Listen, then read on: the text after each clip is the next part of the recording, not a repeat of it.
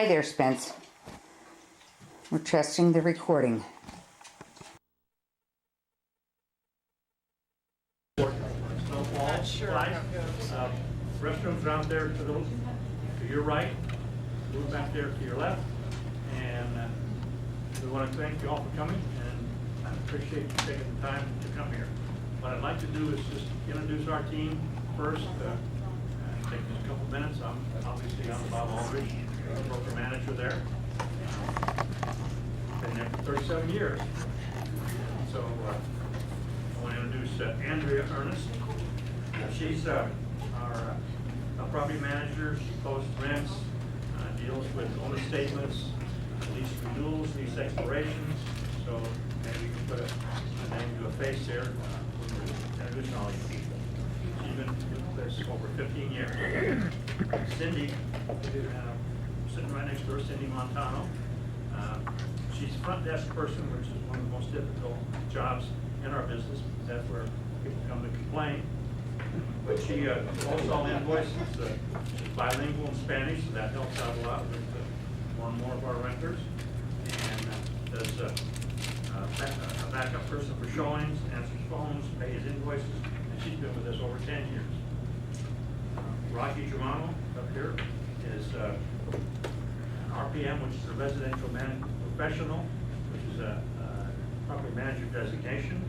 He has 35 years sales in residential and commercial sales experience, and helps us with our rental activities, and he's been with Jericho Properties for over 5 years.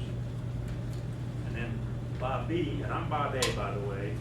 This is Bob B, Bobby Grotowitz. He's new with us, only been with us for 3 years. He does a lot of move-ins, move-outs, showings, property surveys, and work orders. Then sitting next to him is Kathy Cleveland. She's our part-time person. She's a teacher full-time. She works Friday afternoons and Saturdays, so we have a real person in the office from 8 to 9 to 1 on Saturdays. She does showings, filing, and she's been with us over 7 years. So I'm proud to have this team. They're the best there is. Moving on, we have Linda Geese. She put together a lot of this. She's with Fidelity National Title. She provided all the food, refreshments. We want to thank her for that. And we're going to move on to our program, which Rocky Germano is going to talk about the sales market for a bit. And I will talk about the rental market for a bit. And then Tracy Wilson with IPX, he's back there in the corner. He's the expert on 1031 tax deferred exchanges.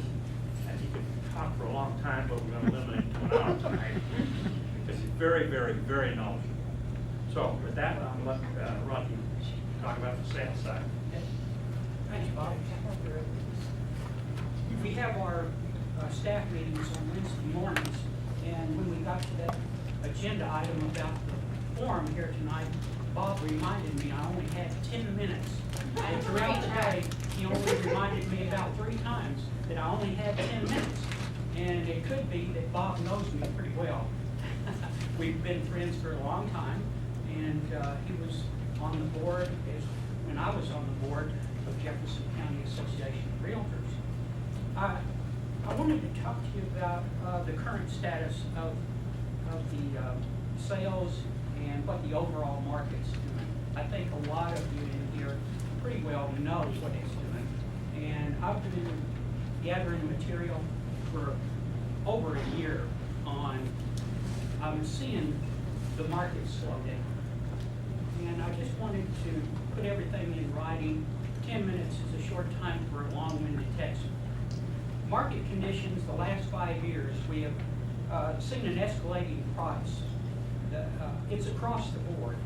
A market that brought multiple offers and bidding over list price by thousands of dollars is a thing of the past.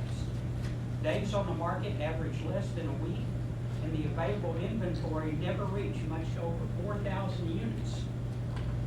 The real estate market simply could not keep up with the demand. Now, an added issue was the fact that the metro area was suffering from the effects of losing 20% of our condo new starts because of legislation, making it hard to attract builders for fear of the building defects law. Factors led to this situation include a surge in people moving to Colorado because of economic development. You see all these California, Texas license plates, and that's no illusion. We're in Colorado. Our state and regional departments have done a superb job in economic development. In fact, some may say too good of a job of attracting major companies. This led to a shortage of manpower to fill the jobs and a shortage of housing to accommodate the people moving to Colorado. Unemployment is and has been virtually non-existent. All you have to do is try to go through a drive-through and you'll see Help Wanted. You can see it in just about every segment of the Denver metro area. Help Wanted, Help Wanted. And this in turn has led to prices escalating, not only in sale prices and housing, but also rent prices. Housing presents another concern, that is affordable housing. Wages in many cases could not keep up with higher housing prices. It's a catch-22. We now find ourselves in a correction to the once hot market. Inventory is now double of what it was just a mere year ago. It's at a little over 8,000 units available, active listings today. It was less than 4,000 this time last year. We are seeking the beginning of, are we seeking the beginning of the bubble, the real estate, much feared real estate bubble? I'm a veteran of two of them that we've had, and I can pretty well tell you when they're coming. I don't think, in my humble opinion, it's coming. Tracy will speak later. Now, let's take a look at the supply of inventory. It's been fairly consistent over the last 5 years. It's been ranging less than 5,000 units that's available for purchase. And we're now, throughout the last 2 years, we see a splurge or a surge in building. It's slowing down now a little bit, and we've seen a surge in completed apartments that's competing with rentals. Single-family developments as well, but they're not coming online fast enough to give us the inventory that we need for the demand of the people coming in and attracting these new jobs. Maybe it was a blessing in disguise that we didn't get Amazon's headquarters. DC probably has got that. Enough is said about the current market. I don't want to steal any of Tracy's thunder, because he's got a lot of thunder. Jericho Properties is a property management company. So what is the advantages of investment in single-family rentals versus multifamily? Everyone has their biases, and it's based on your personal experience. I get that question a lot. The advantages of single-family properties: no tenant conflicts. I see as a property management professional, management apartments leads to conflict eventually of calls for tenants who has a problem with their neighbor, a difficult situation at best. The tenant wants to get involved, not much you can do as a peacemaker. Less maintenance. Apartment tenants tend to be a little harsher on the property than those that live in houses, or it has been my experience. There is little or no common area to maintain with single-family homes. There is such a thing as a homeowner association, and when you have common areas like a townhome or a condo, they're easier to finance single-family. Financing is a tricky subject and can also be an advantage over an apartment complex. The money an investor can earn on single-family, duplex, triplex, or fourplex is the best money out there, in my opinion. These are all subjective things. Duplexes are hard to find, and it's still relatively more costly. I check the inventory every morning and throughout the day to alert my investors who are looking for another property or an investment opportunity. They usually go pretty quickly. Some are in need of upgrading, and now we are seeing some good buys in the foreclosure announcements. Fidelity sends me on a regular basis the foreclosure, and I've been scouring that. Thank you.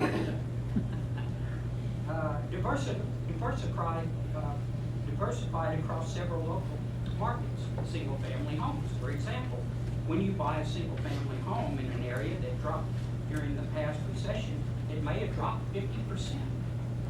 However, another home in your portfolio is another area that didn't make the price hit at all.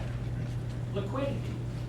I've got 2 single-family homes, and I find that if at any given time, if I wanted to sell one of them, it's easier to sell a single-family home.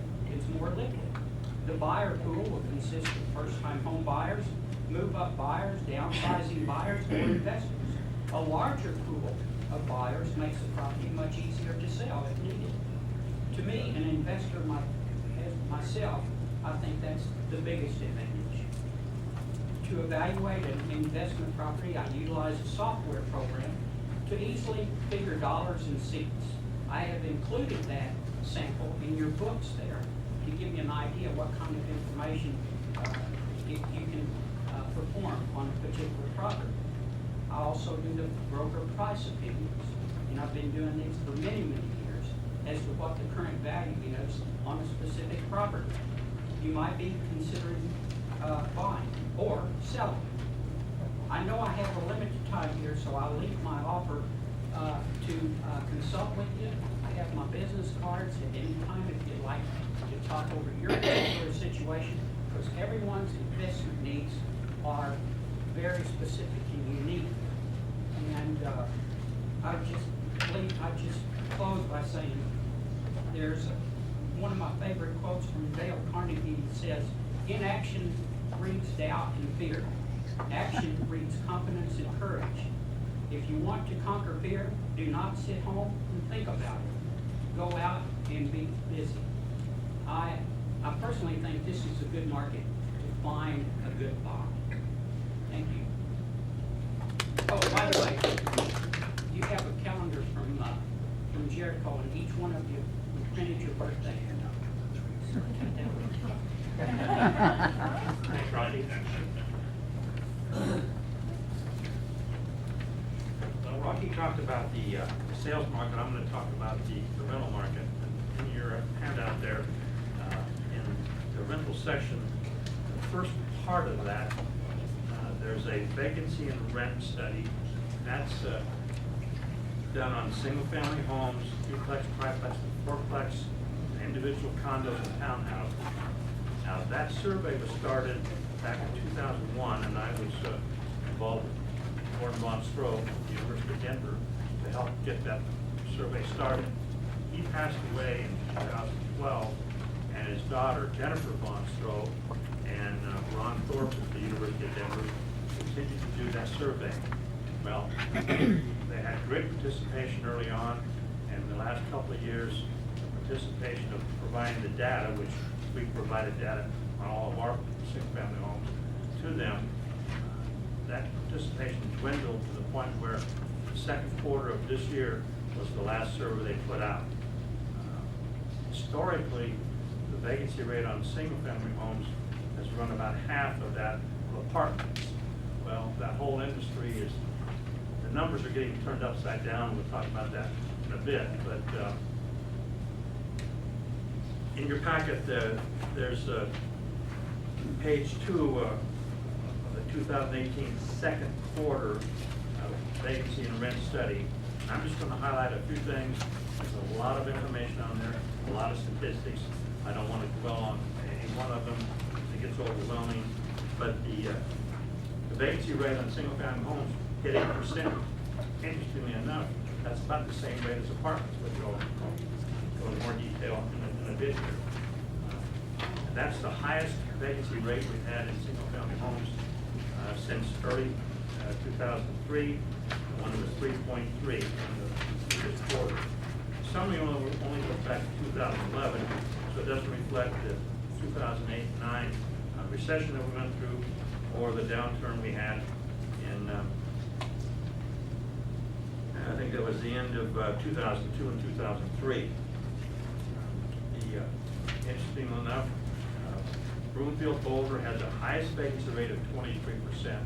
That's probably an anomaly, probably not really 23% on an ongoing basis, but we provide the numbers by the 10th of the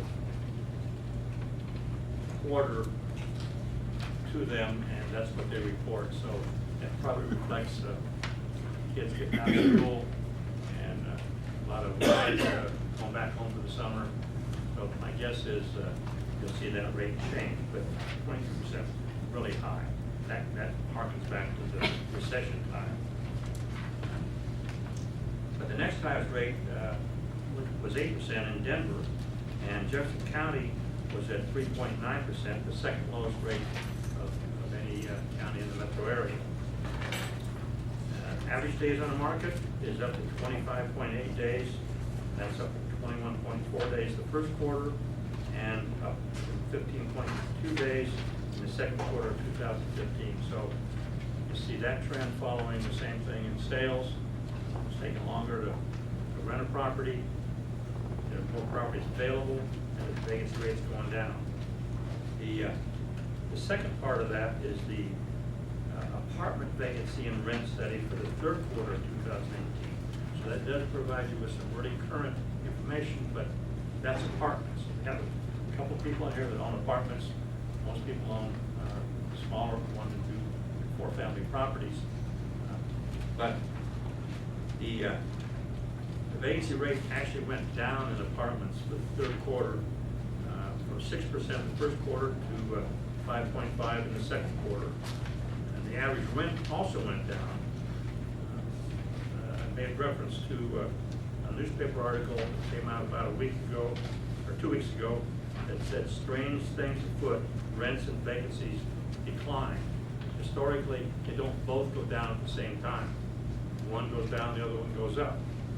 But there were some folks that talked about that, and I'll get to that in just a moment. But some of the other highlights about that were that Jefferson County had the lowest vacancy rate at 4%, and Denver had the highest vacancy rate at 7.1%. And there's, of course, a lot of new construction going on in Denver. But two other submarkets, Wheat Ridge had the lowest vacancy rate overall, with a couple of other submarkets at 2.8%.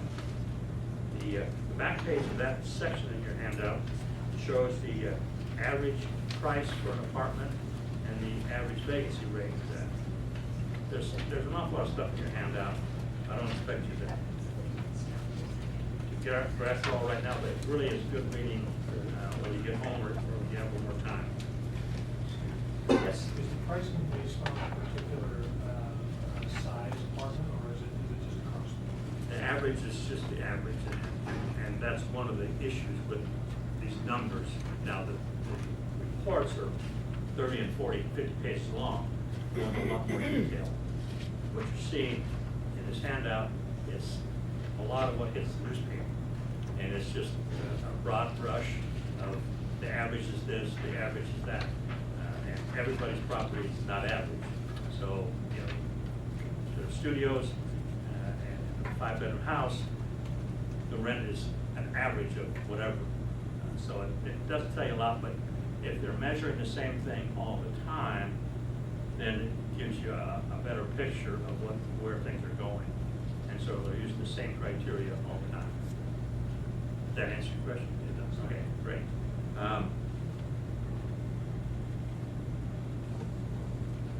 I noted that on that map section in your handout, it shows the average rent and the vacancy rate. And both Northwest Denver and Southwest Denver had the highest vacancy rates of over 13%. And remember, this is apartments, so that reflects a lot of new construction going on in those areas.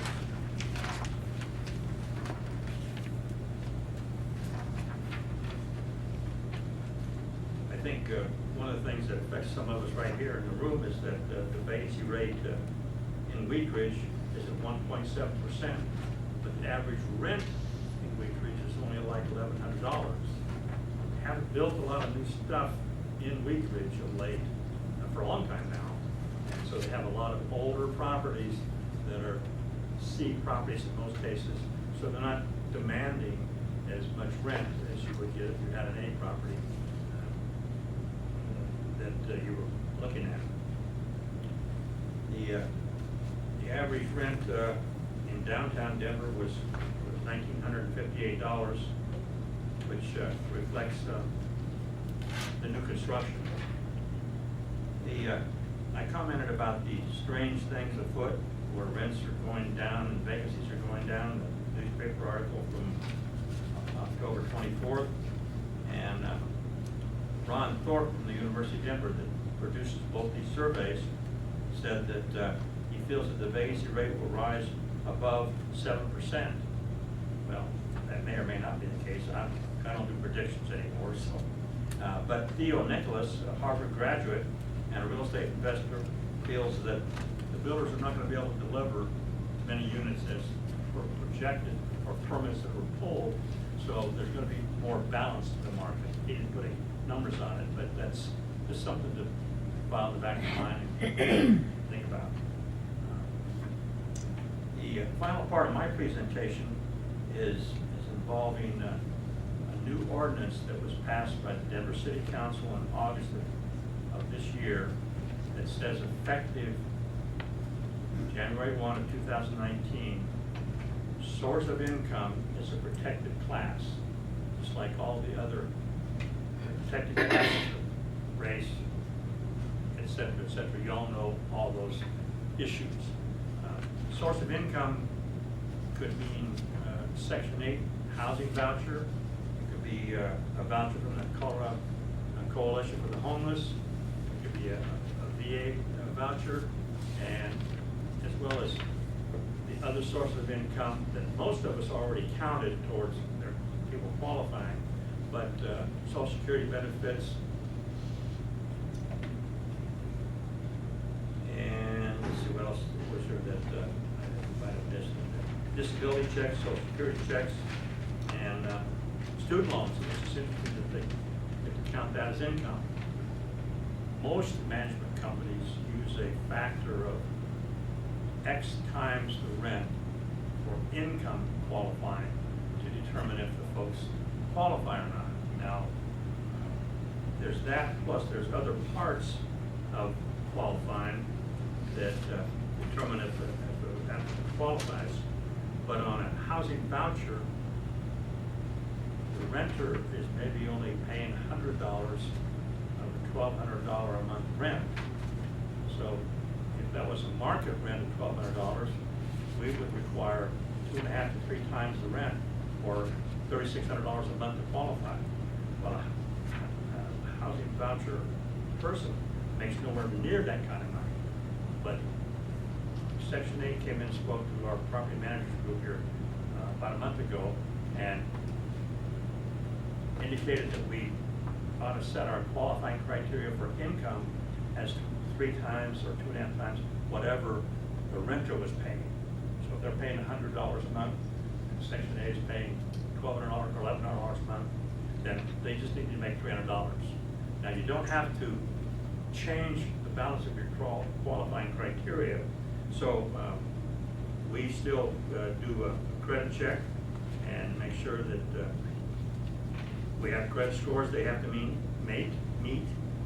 They can't have any misdemeanors or felonies within the last 7 years in relation to sex, drugs, or violence, and a satisfactory landlord ordinance.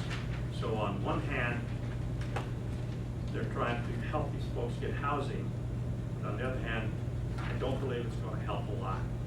But the bottom line on it is we can no longer make the statement on Denver properties that we don't accept Section 8. If you own property in Denver, you have to allow Section 8 if they qualify. And so I think with that, cut it short here and let Tracy do the 1031 part. You ready, Tracy? Yeah, sure, absolutely.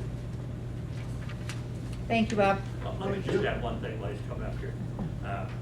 On a positive note, although the market slowed down, we rented a condo in downtown Littleton 2 weeks ago, and we rented a unit in a fourplex in Arvada just this week.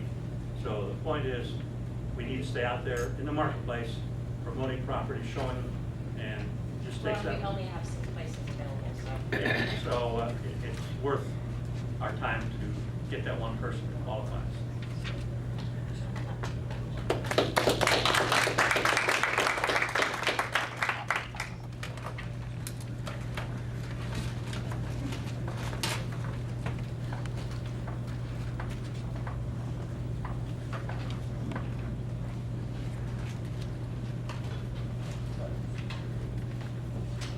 All right. Let's see here. So, first of all, I just want to say thank you for letting me come talk to you guys. I always appreciate it. Sometimes I feel like a small town evangelist preaching the gospel and the good news of Section 1031. And by the way, am I speaking loud enough? Because the air conditioning was bugging the heck out of me sitting back there. I was straining to hear you guys. So I just want to make sure that I'm reaching you. I wrote on that white dry erase board there a link. You don't have to do it now, but maybe sometime during the minutes that I'm talking, if you would go to it and just log in and put in your name. It's a way for me to keep track of the people that I get to present to. So there. What else? And one more little piece of housekeeping. Does everybody have one of these handouts that I think I got? You guys are missing. You got it, you've been memorized it, okay. Well, that's all right, I get penalized if I go back with too many. So, just want to make sure everybody's got it.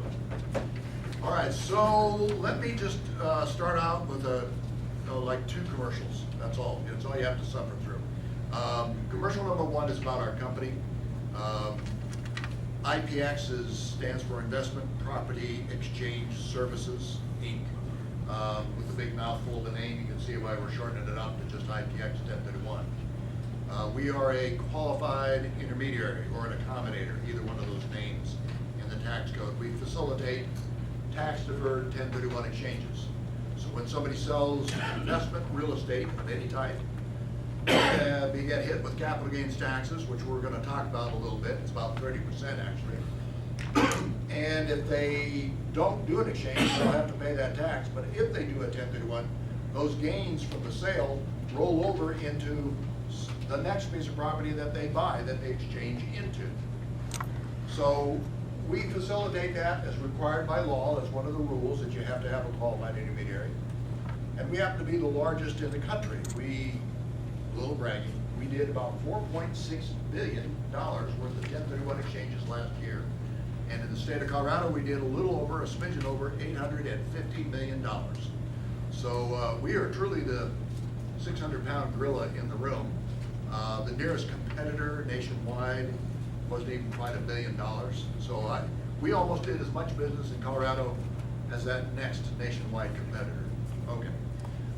You can think of us as, there's 32 of us, attorneys and CPAs, including the paralegals, the banking staff, and the exchange coordinators.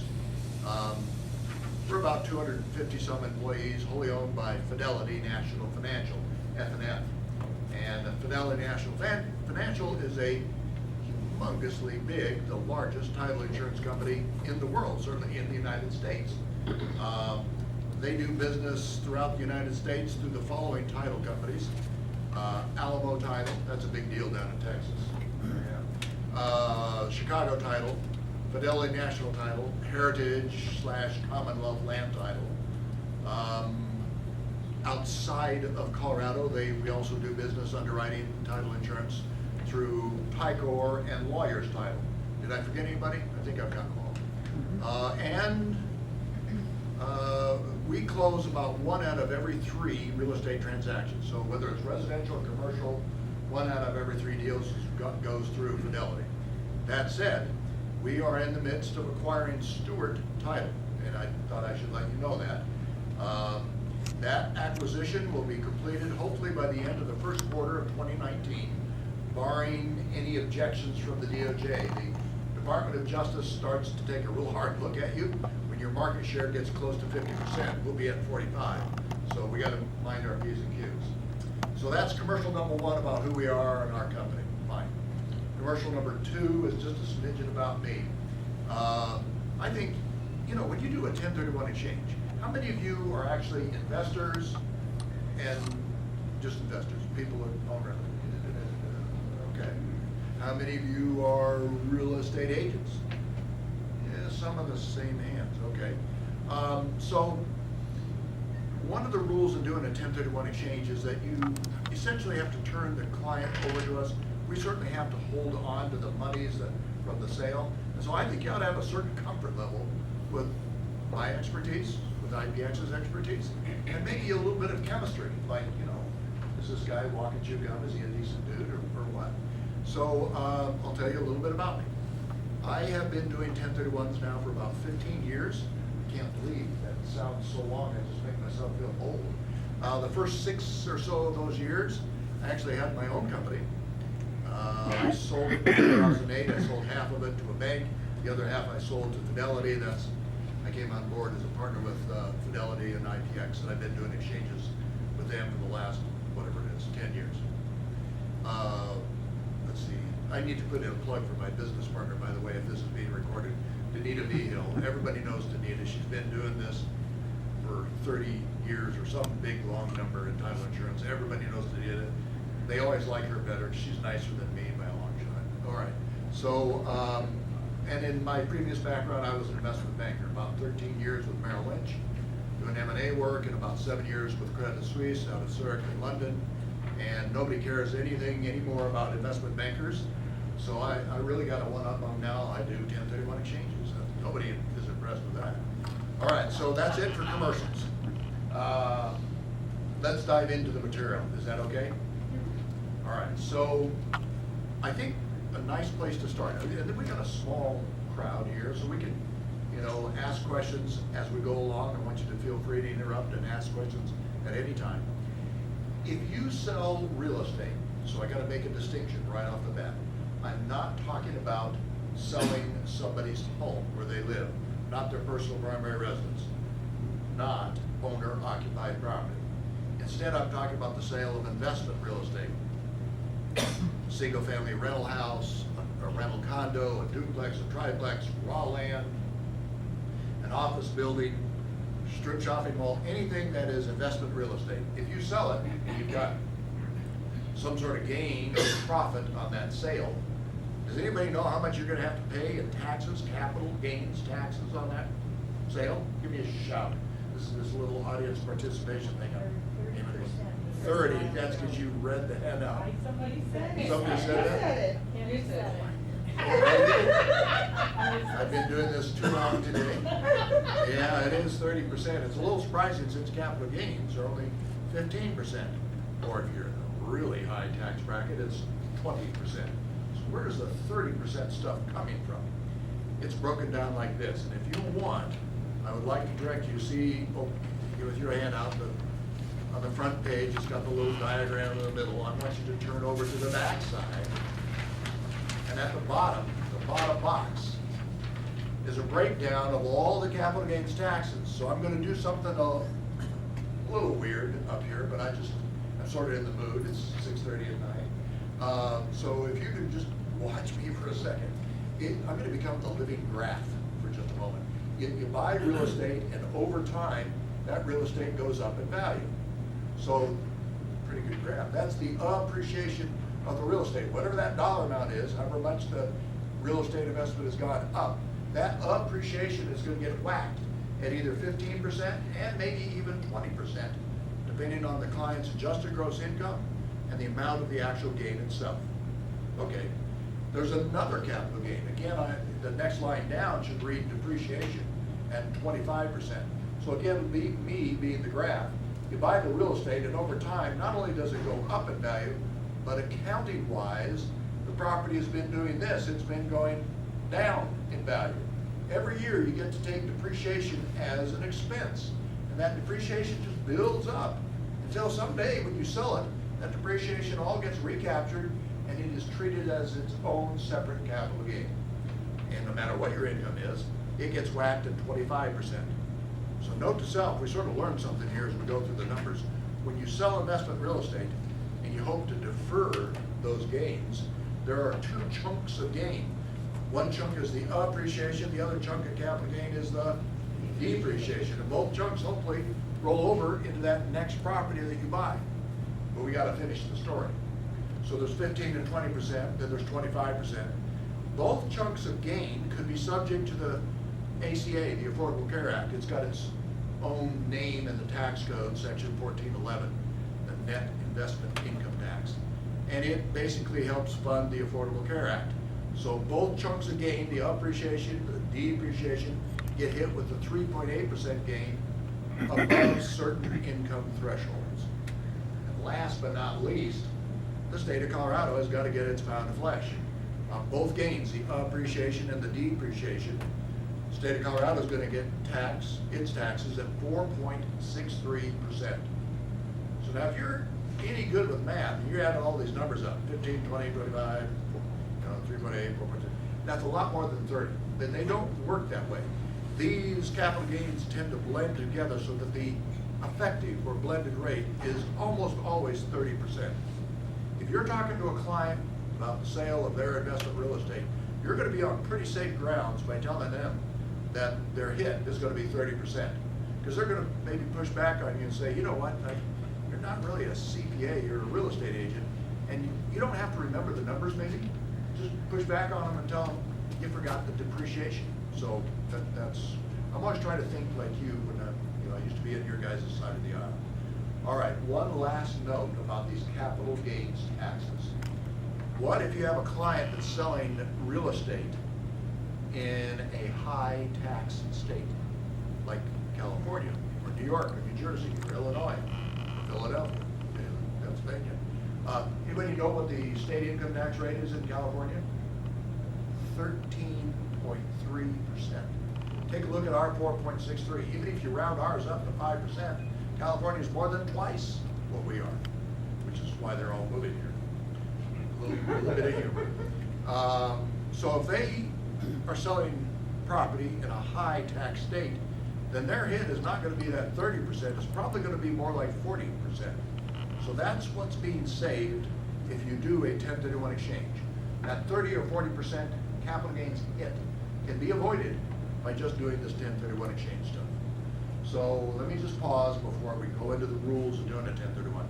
Is this what you expected? Am I on the right track? Or is this like you know it already and you want to talk about some other different weird stuff on 1031s? Help me out. We're doing all right? That's good. This is as good as it gets. I'm sorry. Yeah, all right. And you're just lucky I keep sober, so that's all right. So is that on tape? Oh, Lord. All right, so when I do these presentations, I usually like to talk about the property that's being sold that has the gain that you don't want to pay the tax on. That is the relinquished property. It's about to be sold, relinquished. And then the property that you'll exchange and you're going to roll the gains into is going to be the replacement property. There's too many R's, it's late at night. I might just call them the old and the new property. Not really old or new, that's the way I'm talking.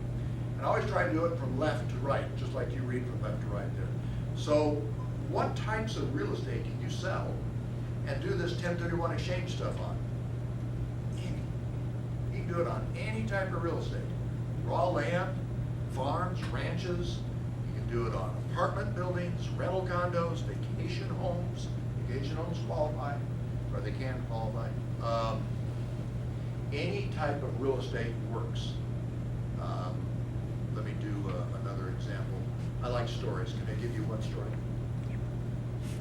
This is a dead audience. We're going to do the story anyway, just because I like it. So, how many of you read about the Waldorf Astoria Hotel being sold about a little over a year ago? Most expensive hotel ever sold in the United States, sold for $1.2 billion. Okay. we got to do that exchange. IPX is a nationwide firm, but I didn't get to do it because I'm out here in Colorado. Our New York office got to do that as a 1031. Fine. But here's the interesting part. I think it's interesting because I'm a sales guy. And I'm thinking, boy, I wish I had a little piece of that action there at 1.2 billion. So when you looked at the sale, the land and the building were actually worth about $1 billion. The 0.2 billion, 200 million, was actually the air rights above the hotel. So it turns out that one of the investors was a guy at Blackstone that I used to know. And at Blackstone Realty, he wanted to do an exchange. He took his $3.5 million, whatever his air rights were. He sold that, and he wanted to do an exchange into a vacation home as his replacement property. So that's how I got involved. Hey, because he's buying out here in Colorado, in Aspen, Colorado. So here's the punchline. And I think this is funny as a CPA type of guy. He sold air and bought real estate. I think that's amazing. Well, yes. All right, so any type of real estate works for a 1031 exchange, except for two types. We got to get two different types of real estate off the table so that you don't walk out of here thinking you can do it. So the sale of someone's home, personal property, or personal primary residence, owner occupied, they cannot do an exchange on it. Because you tell me, if someone sells their home where they live, do they have to pay the taxes on the capital gains? The answer is no, as long as they've done what? Lived there at least 2 years out of the most recent 5. Then they can escape with how much in gains, tax-free? 250 if they're single and 500,000 if they're married, finally joined. How many times do they get to use that personal home exclusion, section 141? Once every 2 years. So the old law of once in a lifetime, that's done and over. Because I usually find 1 or 2 people out there that still remembering the old law. The other type of real estate that does not work for a 1031 exchange, usually doesn't qualify, are fix and flips. So some guy buys a 3-bedroom, 2.5 bath house with a realtor round carpet. That was my little dig at you guys, come on. And he's gonna rent it out, but before he does that, he's going to fix it and then flip it. Actually, he's not gonna rent it out. So he buys it, he guts the kitchen, he puts in the marble tile, the granite countertops, and 3 or 4 or 5 months later, he sells it for a nice profit. What type of gain did he just experience? Short-term capital gains, which is taxed at ordinary income. The IRS is not gonna let him defer ordinary income by magically calling me up and doing a 1031 exchange. So fix and flips usually don't work. Can't do a 1031 exchange on someone's personal primary residence, but on any other type of real estate, you're good. But Yep. a fix and flip would take, sorry, go ahead. I was gonna ask what the time limit is to differentiate between short-term and long-term. 1 year and a day. So as long as you own any asset, well, I shouldn't say any, for real estate, a year and a day is long-term capital gains. Anything less than that is short-term capital gains. Cool. I was gonna ask the same thing, so if your fix and flipper was really slow, he could 1031 exchange it. Well, let's not say slow, let's say it's a big project. All right, so if it is, would they still then qualify for 1031 treatment? The answer is no. So even, let's get this, if the project takes them a year and a half, which is a whole lot longer than just 1 year and a day, the point is that during the time that they're fixing it up, accounting-wise, it should be treated as a work in progress. So that even when you're done at the end of a year and a day, it does not qualify automatically for 1031 treatment. It's a fix and flip, it's being developed.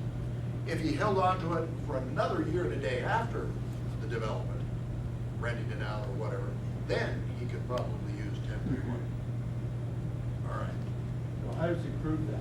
How does he prove that he's done with it? Wouldn't it be That if he's you done claim fixing it the up, income on your that tax he's gonna returns? rent it out? Well, you'll be showing the rental income on your tax return, Schedule E. But if you want to, you can just sit there and hold it, right? Mm-mm. You could. The IRS, so how does the IRS even know what you're doing with real estate? I mean, they rarely, I'm aiming at Linda because she's in the title business. I've never seen an IRS agent actually go down to the county courthouse and look through the abstract. They only know about you and your real estate, whether you own it or sell it or anything like that, from your tax return. So if they're not seeing any rental income, no Schedule E activity, maybe hopefully you're reporting expenses. If there's no income, you still have expenses, right? You gotta pay the taxes and all that, depreciation. So that means you're gonna show a loss. You can still qualify for 1031 treatment, but they're probably gonna ask in today's market, how come you're not renting it? It's a great market. That question may not have arisen in 2008 or 9 or 10, when times were tough. That's a good question. Okay, so back to the story. What type of real estate works? And the answer is any, almost any. And what about the real estate that you could buy, the replacement property? What types of real estate qualify? So note to self here, or if you want to take little notes on the handout, in the margins, right in the next to rule number 1, write this down. Like kind is BS. Because you can exchange into any type of real estate. If you sold the old rental condo and did an exchange, do you have to buy another rental condo? The answer is no. You could buy raw land or a strip shopping mall or anything. So any type of real estate works here, except what? What can you not do immediately with this new replacement property that you just bought? Move into it. You can't live there and make it your home. Why? Because it's supposed to be for investment. All right. But can you buy it as a second home or vacation home?